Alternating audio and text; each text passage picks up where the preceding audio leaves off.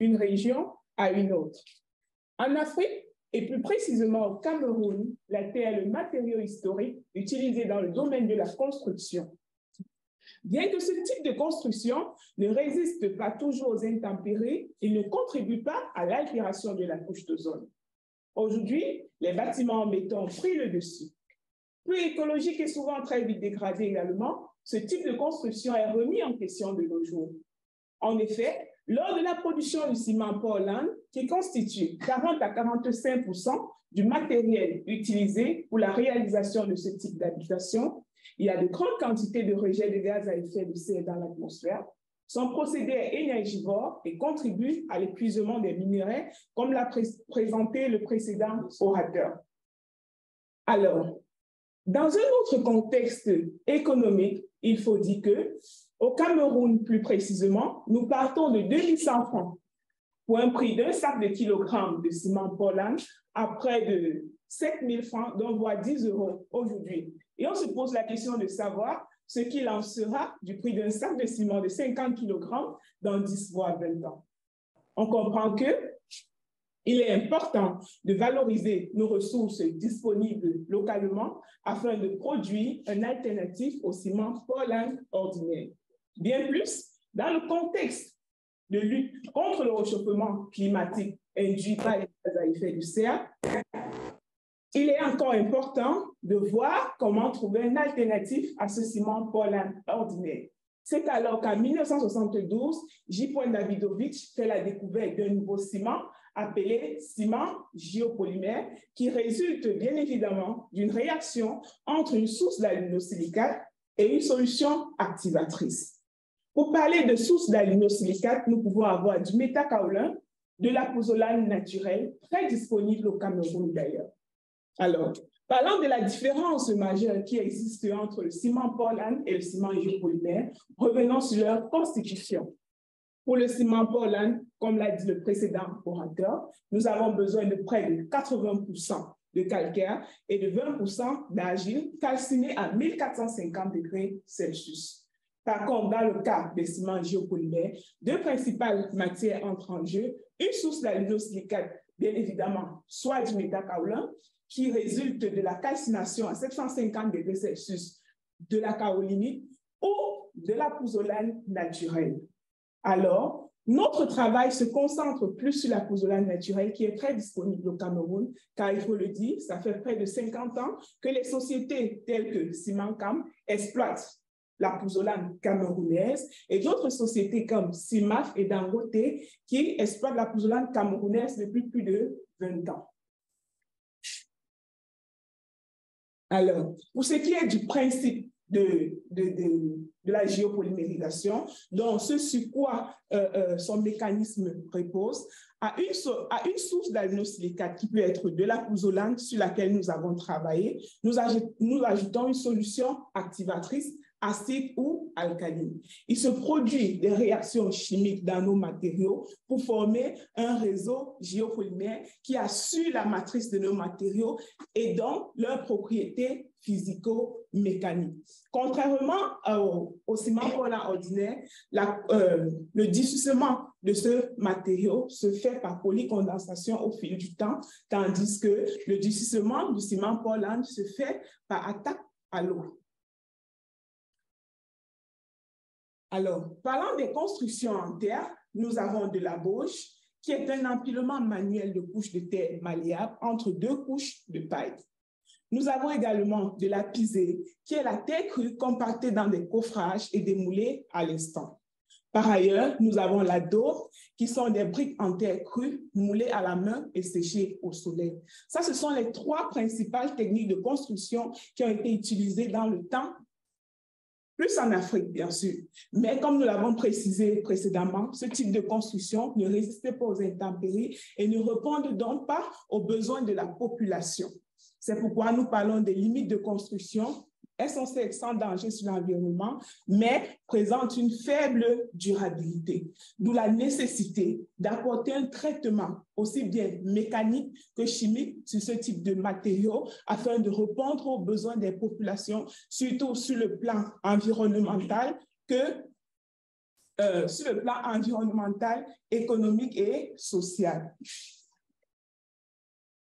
Nous parlons alors de la brique de terre stabilisée par des liants géopolymères qui peut se définir tout simplement comme un matériau résultant d'un mélange comprimé de sol, d'aluminosilicate, de solutions acides ou alcalines, plus de l'eau. Ce que nous pouvons dire ici, c'est que deux types de traitements sont apportés à nos matériaux. Dans la matinée, nous avons présenté, un orateur a présenté la stabilisation mécanique qui se faisait par compactage de la terre. Ici, en plus de cette stabilisation mécanique, nous avons apporté une stabilisation chimique, ce qui permet d'améliorer davantage les propriétés de nos différents matériaux.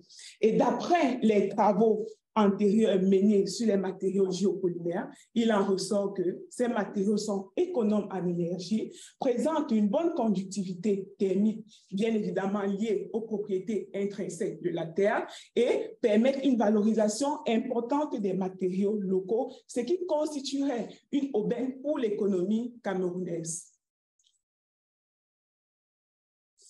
Il faut dire que depuis la découverte de liants géopolymères, de nombreux travaux ont été menés. En 2013, Favier a pu développer un liant géopolymère à base de métakaolin activé par une solution alcaline.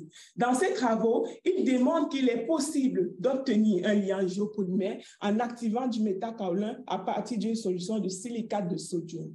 Par ailleurs, Tchakounte et Kwamo et Diogo, en 2013, ont pu élaborer des ciments géopolymères à base de pouzzolane naturelle.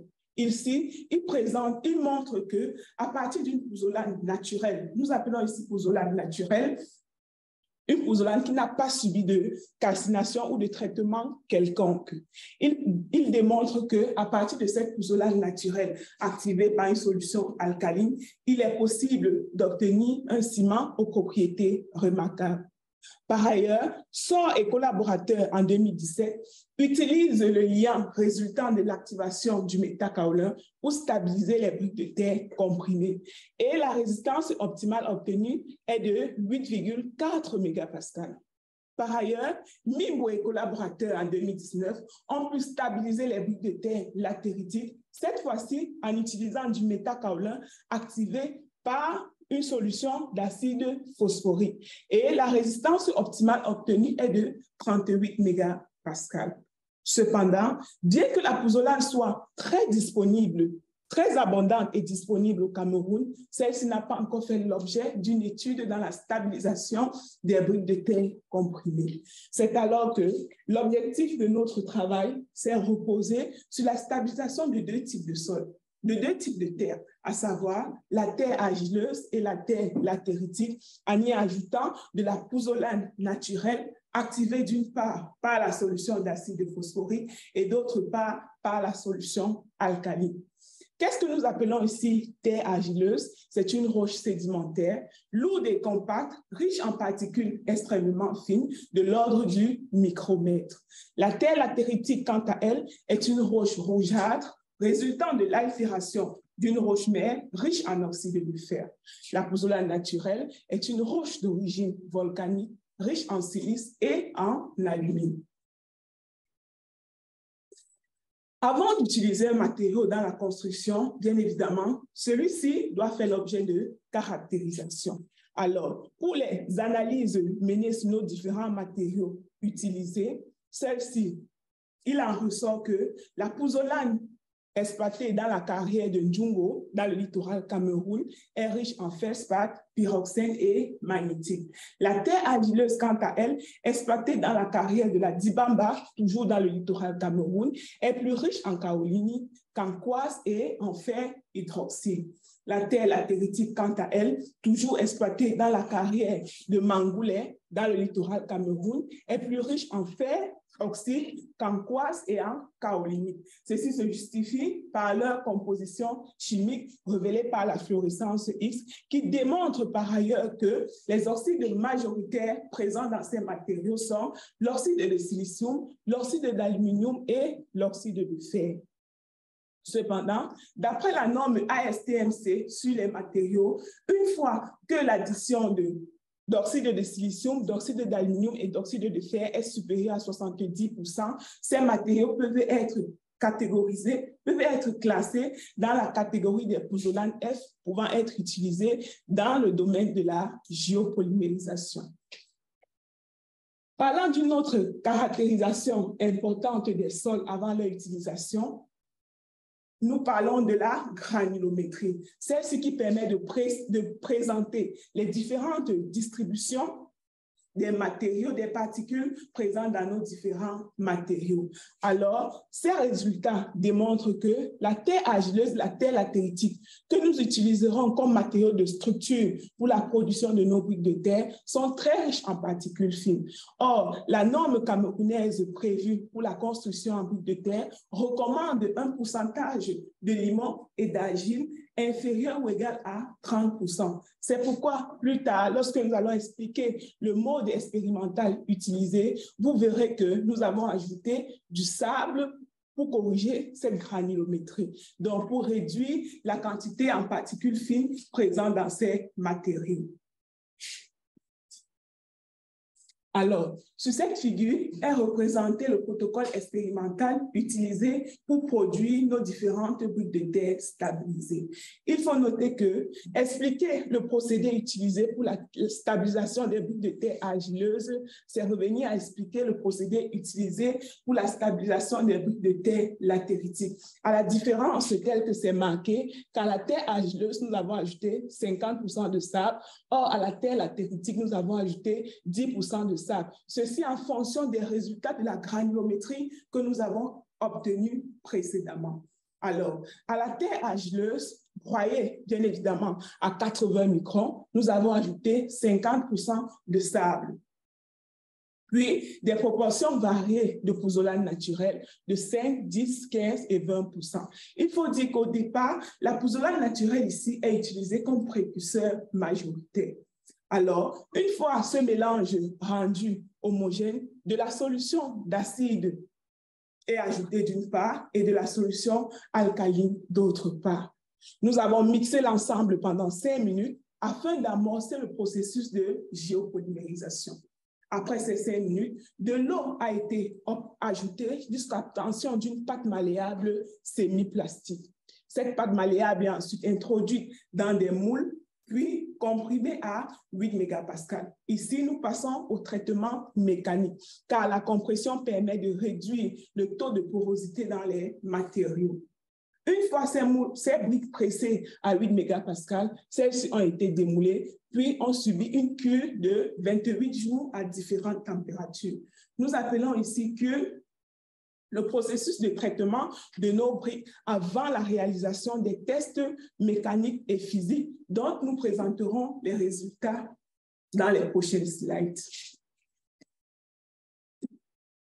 Alors, qu'est-ce que nous appelons propriété mécanique? Il faut dire que pour apprécier la qualité d'un matériau, il faut le caractériser. Et les principales caractérisations reposent sur les propriétés mécaniques, physiques et microstructurales. La propriété mécanique ici évaluée est la résistance à la compression, qui est tout simplement la capacité d'un matériau à résister à des contraintes appliquées verticalement sans déformation excessive.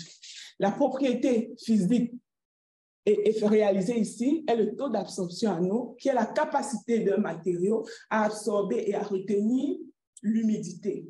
Par ailleurs, nous avons la propriété structurelle, qui est la morphologie interne d'un matériau après stabilisation. Pourquoi nous parlons de morphologie après stabilisation? C'est parce qu'une fois que la solution activatrice entre en contact avec les agents réactifs présents dans nos différents matériaux de base, à savoir la terre argileuse et la pozzolane, il se produit des réactions chimiques dans nos matériaux, ce qui attribue à la matrice de ce matériau une certaine morphologie, donc une certaine structure dont nous présenterons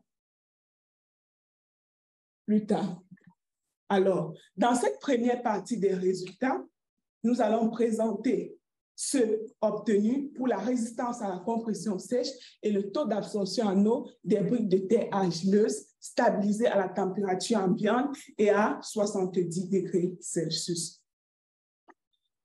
Sur cette figure est représentée la variation de la résistance à la compression sèche de nos matériaux en fonction du taux de pouzzolane ajouté dans ces matériaux. Il faut noter que la résistance à la compression sèche d'une brique de terre non stabilisée est de 4,1 mégapascal. Alors, si nous prenons le cas de la stabilisation en milieu acide, nous partons de 4,1 mégapascal à près de 10,2 mégapascal avec 0% d'ajout de pouzzolane. Plus on ajoute de la pouzzolane, plus nos résistances à la compression augmentent, aussi bien dans le cas de la stabilisation acide que dans le cas de la stabilisation alcaline. C'est vrai que nous pouvons constater que la résistance dans le cas de la stabilisation acide est nettement supérieure à celle obtenue dans le cas de la stabilisation alcaline, ce qui signifie que la réactivité de nos précurseurs est plus bonne en milieu acide qu'en milieu alcalin. Néanmoins, l'ensemble de ces résistances est nettement supérieur à la valeur recommandée par la norme en construction, qui est de 4 mégapascal et concurrentielle à celle obtenue à partir du ciment Portland ordinaire. Parlant maintenant des propriétés physiques telles que le taux d'absorption en eau, il faut signifier qu'une brique de terre non stabilisée se détruit complètement après 24 heures passées dans de l'eau. Or, avec le traitement apporté à nos matériaux, nous constatons que plus on ajoute de la pouzzolane dans nos matériaux, moins ces matériaux absorbent de l'eau. Et dans le cas de la stabilisation alcaline, nous constatons qu'avec 0% d'ajout de pouzzolane, le matériau se détruit complètement après 48 heures passées dans l'eau. Ce qui nous confirme que la terre argileuse uniquement contient déjà des sources d'alinosilicates qui peuvent réagir faiblement en présence des solutions activatrices, ce qui permet une intrastabilisation du matériau avec 0% de pouzzolane dans le cas de la stabilisation acide. Par ailleurs, nous constatons que le taux d'absorption en eau en milieu alcalin est plus important que le taux d'absorption en eau en milieu acide, ce qui permet donc de dire que les matériaux stabilisés en milieu alcalin seraient l'idéal pour les zones humides, pour les zones sèches autant pour moi, et les matériaux stabilisés en milieu alcaline seraient plus utilisés. Il serait préférable d'utiliser ces matériaux dans les zones humides.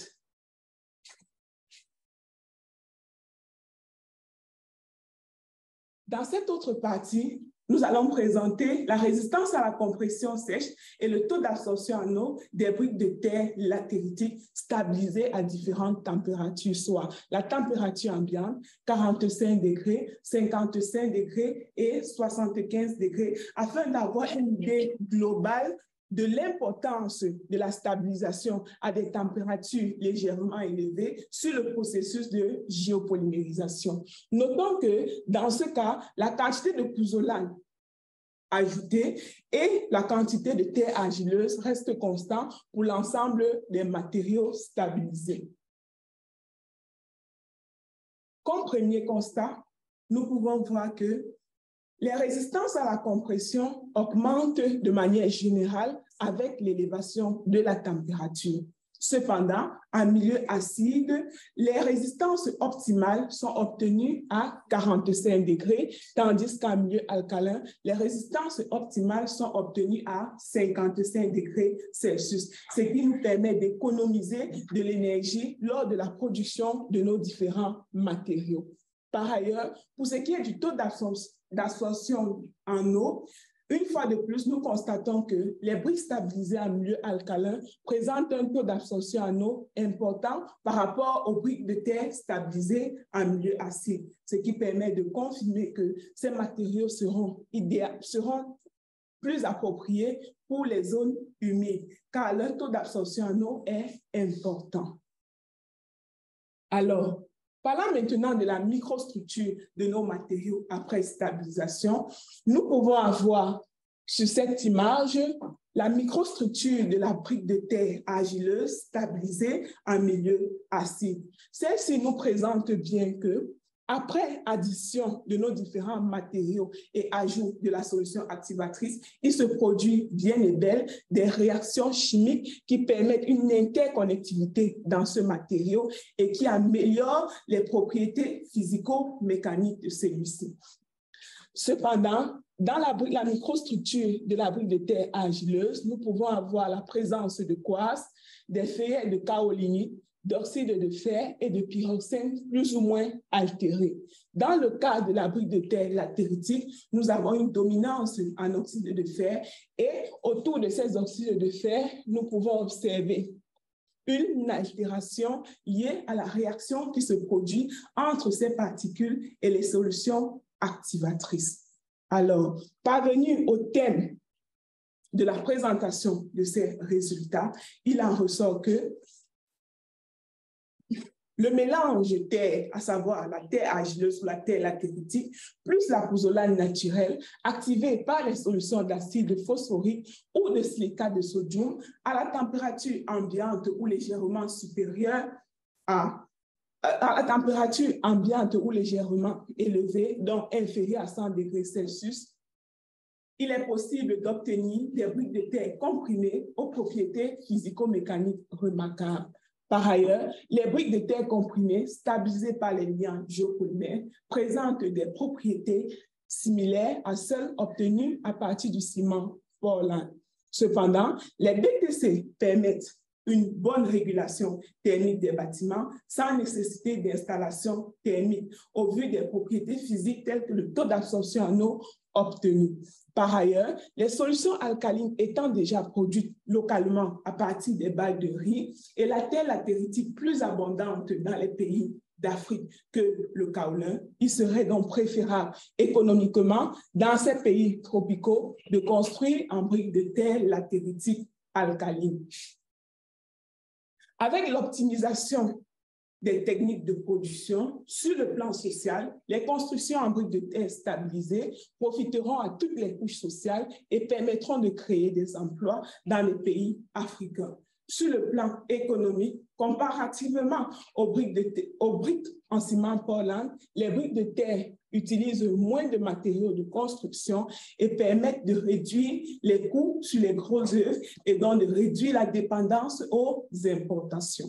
Sur le plan environnemental, ces briques stabilisées ont un très faible empreinte carbone tant dans leur fabrication que dans leur utilisation. On peut donc dire que construire en briques de terre stabilisées dans les jours à venir permettra de contribuer de manière significative à la démarche vers une économie circulaire. Merci de votre attention.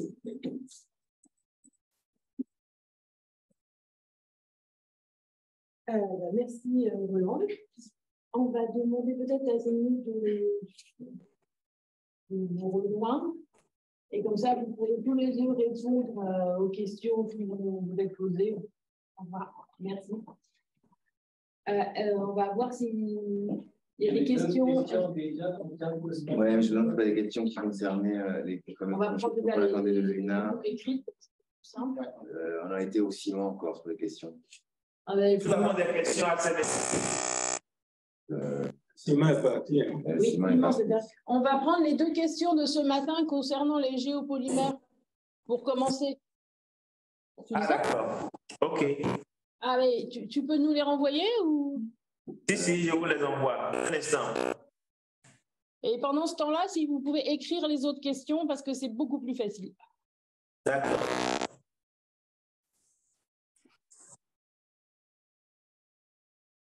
Ah, si, j'ai déjà. Vas-y. Ici, là. Question polymère.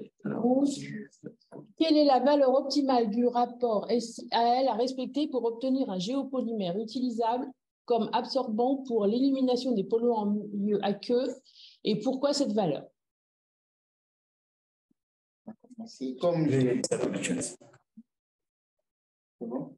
l'ai expliqué ce matin, cette valeur, c'est la valeur de ratio molaire Si aluminium C2 pour qu'on puisse utiliser le géopolymère en tant qu'absorbant. Pourquoi cette valeur? C'est c'est cette valeur qui conduit à une certaine structure. S'il vous plaît, la première question, nous n'avons pas bien suivi. La réponse à la première question, nous n'avons pas bien suivi, s'il vous plaît.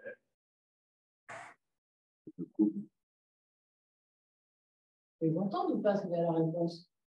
Est-ce que vous nous entendez ici? Vous entendez maintenant? Là, nous, on n'entend La rien. première question, rapport silicium-aluminium à respecter pour obtenir un géopolymère utilisable comme absorbant pour l'élimination des produits. Et pourquoi cette valeur? On les a retrouvés par écrit, là. Allô, vous m'entendez? Je coupe parce que c'est insupportable le son. Je vais leur écrire. Je ne sais pas si nous entendons. Nous vous entendons. Alors, OK. La valeur optimale, c'est 2. Il faut que le ratio molaire SI aluminium soit égal à 2 pour qu'on puisse utiliser le géopolymère comme adsorbant. Donc, c'est une valeur qui permet d'avoir une certaine structure en 3 dimensions pour piéger les polluants. Donc, voilà ce que je peux dire.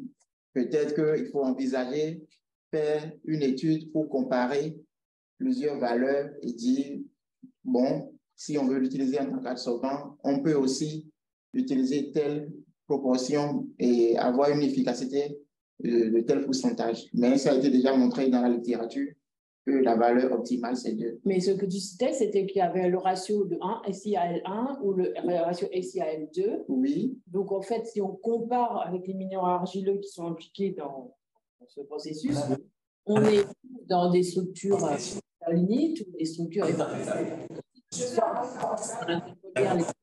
tout autre comportement. En fait, c'est ça qui est entendu. C'est ça. Alors, on a une deuxième question. Quelle est la méthode pour déterminer la structure en 3D d'un géopolymère? La structure en 3D, là, c'est... Il y a une étude de caractérisation qui se fait sur les polymères en général pour voir la façon dont les liaisons sont agencées. Maintenant, je ne sais pas de quelle technique vous parlez. Donc, la personne qui a posé la question n'est même pas là. Donc, je ne sais pas exactement ce qui est recherché. Quelle est la méthode pour déterminer la structure en 3D d'un géopolymère? La structure en 3 dimensions. Il revient toujours. C'est bon, ça. Ah, c'est Ivan, est-ce que tu peux aller sur l'autre micro là? Parce que celle-là, c'est Messity, ça ne fonctionne pas du tout. Hein. On n'entend rien, il y a un gros bourdonnement.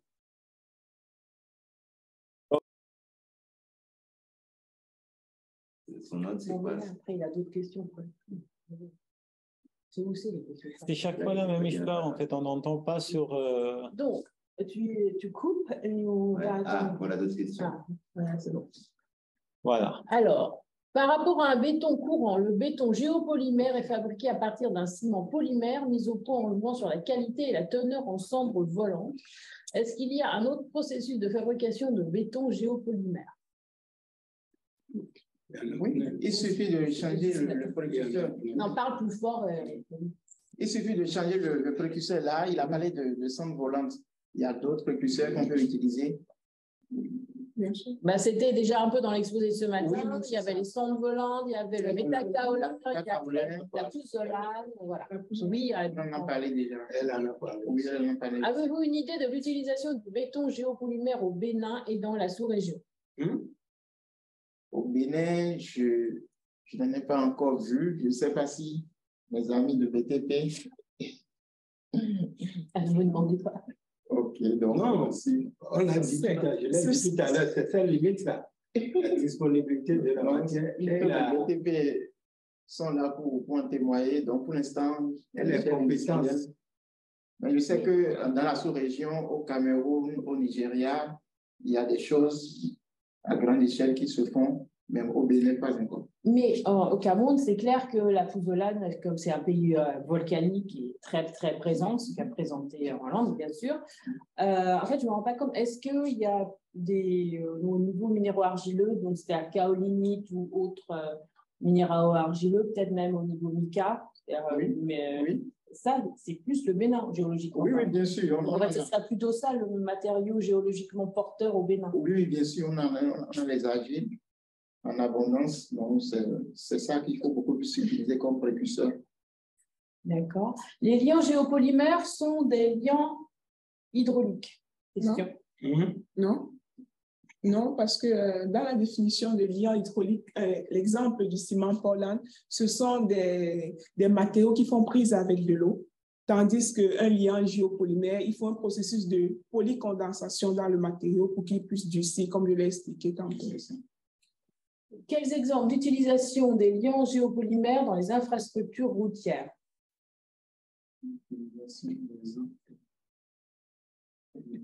Le liant géopolymère.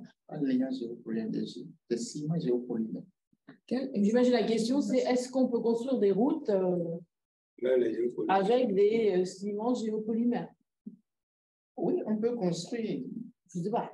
On peut l'utiliser pour faire le béton. Donc, tout ce qu'on peut construire avec le béton, on peut l'utiliser aussi. En fait, sur les études, d'après les résultats mécaniques que nous obtenons avec les ciments géopolymères, on a des valeurs 10 fois plus supérieures à celles obtenues avec du ciment Portland. Donc, si le ciment Portland permet de réaliser les infrastructures routières, bien évidemment, les liants géopolymères permettent également de réaliser ces infrastructures routières. C'est vrai que nous avons une limite qui est la production des solutions, comme nous avons dit, mais la solution se trouve déjà localement et nous sommes en train de faire les études par rapport à cela. Mais en termes de propriété, les matériaux, les liants géopolymères répondent bien aux caractéristiques recommandées dans les infrastructures routières. En fait, je ne sais pas si je vais dans la tête de celui qui a posé la question. L'utilisation d'un matériau n'est pas seulement basée sur ses caractéristiques mécaniques. Oui. Il faut la durabilité. Bien sûr. C'est ça, c'est peut-être ça. Est-ce que dans le temps, avec tout ce qu'on a comme intempéries, soleil, et comment on appelle le passage des véhicules, puisque c'est une force cyclique. Bien sûr. Hein, la fatigue de la route. Est-ce que vous avez fait des études pour confirmer que ça peut se faire pour la route? C'est de ça il s'agit ici, je crois. En termes de temps de vie déjà, il faut dire que les matériaux à partir du ciment Portland ont des résistances optimales à 28 jours.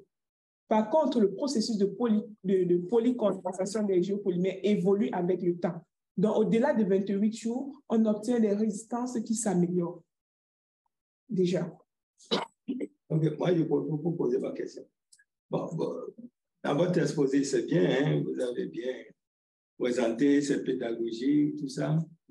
Et vous avez démontré qu'on peut l'utiliser pour construire.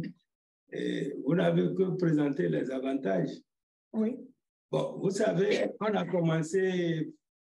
la réflexion a commencé depuis les années 80, hein, et tout le monde doit se mettre sur les matériaux locaux, terre, mais ça n'a pas prospéré. Hein. Oui. Est-ce que vous pouvez nous dire dans votre cas, quelles sont les limites qui vont freiner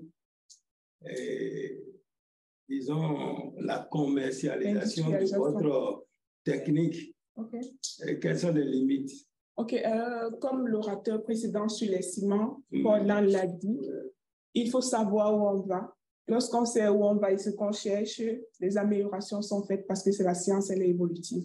Voilà. Ici, déjà, le problème majeur demeure les solutions activatrices. Mais aujourd'hui, des études démontrent que dans la biomasse végétale, nous avons un apport important en potassium, par exemple, en sodium, qui permet de réduire la quantité de solutions activatrices qu'on incorpore dans nos matériaux. On fait référence aux travaux menés par Diobo, par Detou, le Maleux en 2020, où il incorpore les pellules, les poudres de pellules de banane dans les matériaux activés par voie alcaline. Et il démontre que plus on ajoute ces poudres moins ça prend, plus la quantité de solution diminue et plus les propriétés augmentent. Donc, ici, nous avons compris que l'apport en sodium, en potassium, par exemple, permet la dissolution des phases réactives dans nos différents aluminosilicates et qui améliore les propriétés des matériaux. Beaucoup d'hectares de bananes. Bon, pas forcément, c'est déjà une perspective en fait. Ok, merci. Il y a une question là qui est écrite. Quelles sont les recommandations de la norme camerounaise dans le domaine de la construction? Est-ce que la norme qui justifie les différents ajouts, est-ce la norme qui justifie les différents ajouts de sable? Bon, on copie de cette norme. Pourquoi avoir fait l'étude en milieu acide et alcalin? Il n'y en a pas de troisième. Pourquoi avoir fait l'étude en milieu acide et alcalin?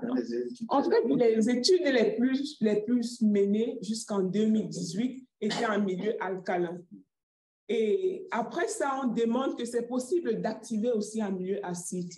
Donc, nous avons bien voulu faire une étude comparative, puisque ça n'avait jamais été fait, sur l'activation acide et l'activation alcaline et voir ce qu'il en est des résultats. Moi, j'ai une question à vous deux, puisque vous l'avez déjà évoqué. Donc, il y a des phases secondaires qui se forment. Ce matin, Zenu a plus montré des phases qui feraient des nanoparticules décrites plus ou moins comme des gels. Et moi, ce que j'aurais dit plutôt, vu le diffracto que vous avez montré, qui serait déjà cristallisé en partie, ou des organisations à faible, des minéraux à faible organisation cristalline, donc qui sont juste après le gel.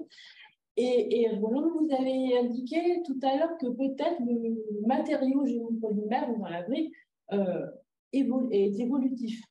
Oui. Est-ce que ça veut dire donc que ces phases secondaires qui se forment vont évoluer d'une manière bon, peut-être pas linéaire, mais on va continuer à évoluer. Donc, est-ce qu'on va passer à un moment de phase de pseudo-gel à phase vraiment cristallisée?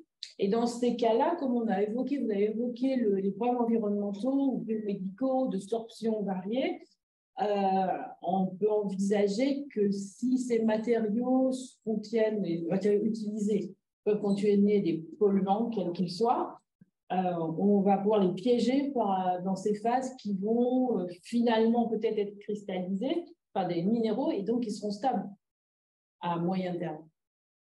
Bon, d'après ce que j'ai montré ce matin, seulement à partir de 500 degrés, on peut avoir une phase semi-amorphe, semi-cristalline. Donc, pour les géopolymères qu'on élabore à des températures inférieures à 500, il n'y a pas possibilité d'avoir des phases cristallines. Maintenant, concernant l'évolution, dont elle a parlé tout à l'heure, même au cours de l'utilisation, c'est le processus de la réticulation, du vieillissement qui va se poursuivre pour polymérisation. Mais ça ne va pas, quand il parle d'évolution, ça évolue dans le sens d'une amélioration aussi des propriétés.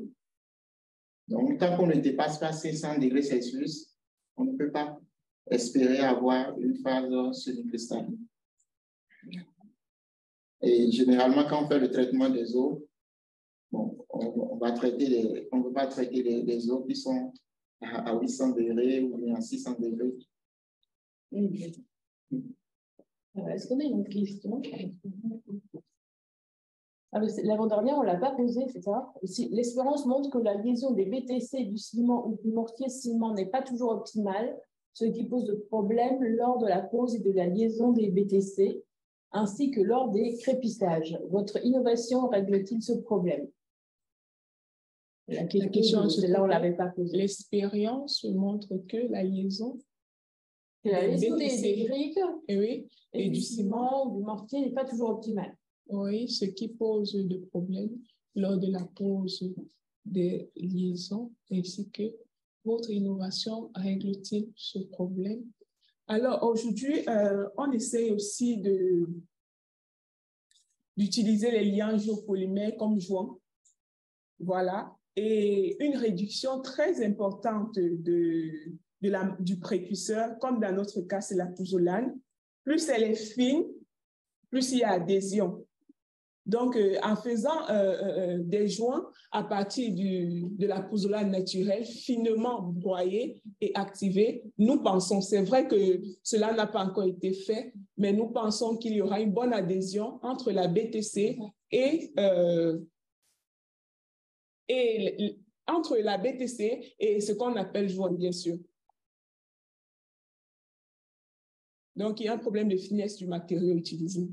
Et aussi, si je dois compléter quelque chose, si on se rassure que le ratio molaire solution aluminium dépasse 3, on peut utiliser de façon efficace le géopolymère comme joint. Ça a été montré dans les applications ce matin. Okay. C'est dans l'évolution des ratios molaires.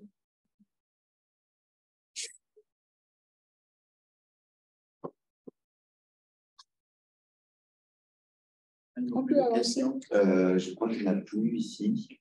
Là, on est aux dernières questions. Oui, des petites questions ici, là. Là-bas. Oui.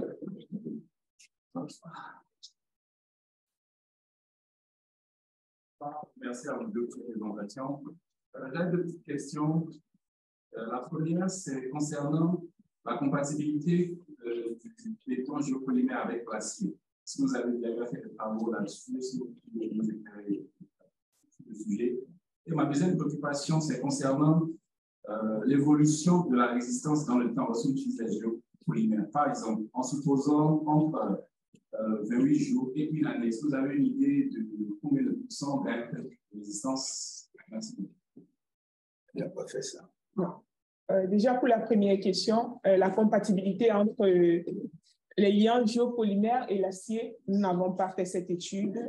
Voilà, en termes d'évolution des propriétés mécaniques avec le temps, nous nous sommes limités pour nos études à 48 jours, à 28 fois 2 en fait, 56 jours, oui. Et on a vu qu'à 28 jours, on quittait à 42 mégapascales, puis à 56 jours, il y avait un ajout de 5 mégapascales. Oui, donc sur une année, ce sont des perspectives.